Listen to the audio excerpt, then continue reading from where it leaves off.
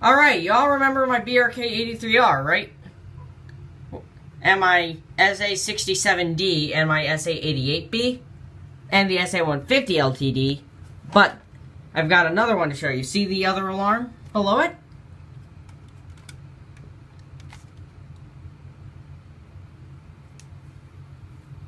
It is the First Alert SA88. And as you may recognize that voice, it is JDL Productions, once again. Or as some of you may know me as Jesse. That's my real name. Beeping videos since 2016. Yep. So this is the predecessor to the SA88B. And I mentioned this in my SA150 LTD video. This is the exact same alarm.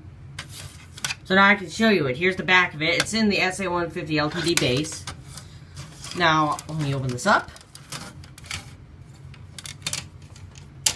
And here's the inside. The exact same concept as the SA88B.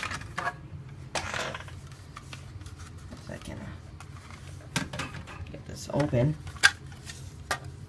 See? Only takes one battery, of course.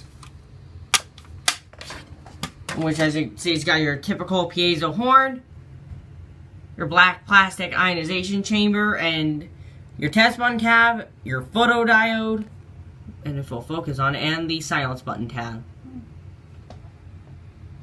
And so, before I even put a battery in it, there's a little backstory I have to share with everyone about this alarm. So when I first got it, the horn would not sound properly. I knew that before I bought it, because the seller said that. But I bought it anyway because I wanted to see if I could fix it. And for a long time I was unsuccessful. But however, I had a circuit board from a dead alarm, First Alert SC01, not the one I made the video of like 3 months ago. This is a different one. And so you can see I've took a lot of stuff off the board. I've taken out the ionization chamber. This is the casing it was in. And then this is the actual radioactive material, which should be okay now because it's not connected to anything.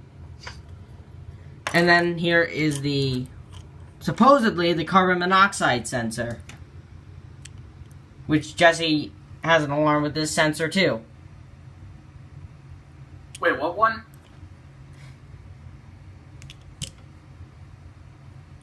Oh yeah, the First Alert FCD3 that I made a video of. So what I did, well, I mean the horn I didn't really get removed when I took these out because it was really soldered in. But then I noticed that using pliers that started to just slide right up. So I was able to actually pull that horn out. And it did break out one of the spring tabs. But it's fine. Anyways, yeah, basically these just vibrate the piezo disc, and that's what produces the sound. And then this is the old horn. As you can see, it's in a darker shade of yellow. And there's the back of it. I think one of the contact points broke off somehow. You can push it out of it, and then there's what's on the inside of the disc, or of the housing. And then this is the little disc that is the little piezoelectric disc. And so basically my mom and I had struggled to get this board out, the circuit board out of the base, which after a while we got that out. As you can see, it's got, these tabs are really tiny, but there's actually a tab under the horn, you can kind of see it. And so yeah, we got that out. We put the horn from the SC01 in. It didn't sound because apparently the spring tabs underneath, which we didn't break any of them, were too low to make contact, so it didn't sound. So then we took the horn back out, bent the tabs upward, put the horn back in, I put a battery in it, and it works. So it's now working. Very successful. And of course it does the simple, this is a 1993 alarm, like the SA88 LTD, but, and of course it does the coding that you expect a 1993 alarm to do. Code 3. No! No, I'm just kidding. 4-6. Yep. Like this, I know it'll beep when I... Oh, 4-6. 5-6 has different timing. And yes, I just put the entire horn in because it looks a little nicer. And I know this is going to beep when I put the battery in. There we go.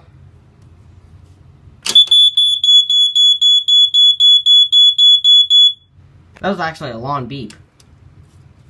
Close up the cover. And now it's time for the part everyone's waiting for. You want to share what that part is? Yep. What is it? The part where you push the button to sound it. AKA the testing point.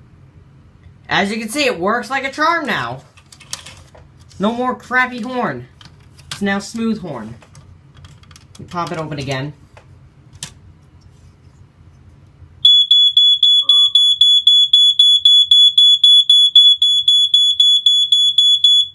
Yes, that's loud. Nothing is loud. And now, my speakers are loud. Here's the smoke check can. So let's test with smoke. And yes, I'll show you. The sensor does work. Should be plenty.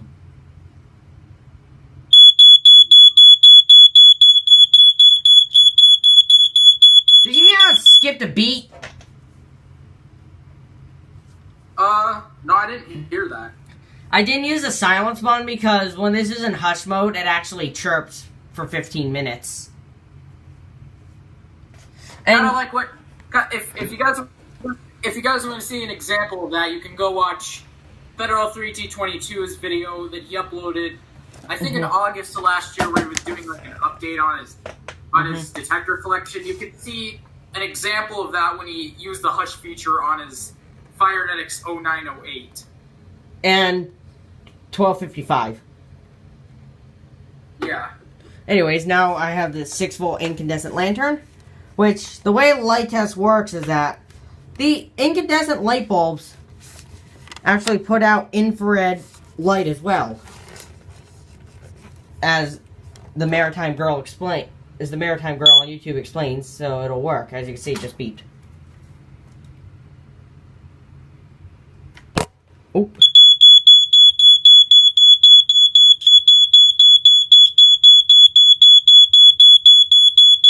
See, it kind of did it again, and I hit my phone right before it went off. LED ones do not put out the infrared. I had an LED flashlight in here, and I don't know where it went. But just take my word for it, that's what it does. LED ones don't work. Remote controls work, but you have to aim it through that little hole. Take the battery out. It's a little difficult. You really have to put effort into making the exact aim.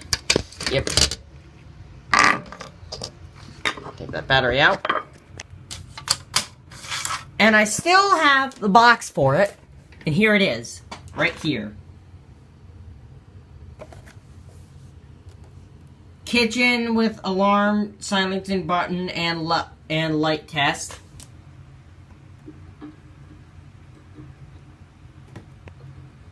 And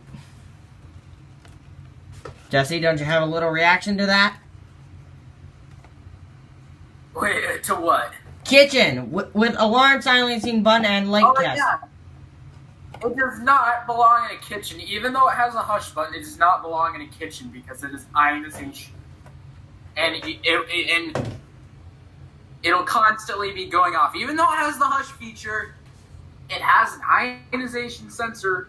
So, therefore, it does not belong in a kitchen. That's just my theory. opinion. Oh yeah, and they have this First Alert branded battery on the back. But this one didn't come with a battery, actually. This is the box from the SA150 LTD. As you can see, there's a 3-year battery on there, too. And there's one last thing we can look at right before we wrap this up. Any guesses? Oh, yeah. Starts with an M. I don't know. The manual? I don't know. Yep.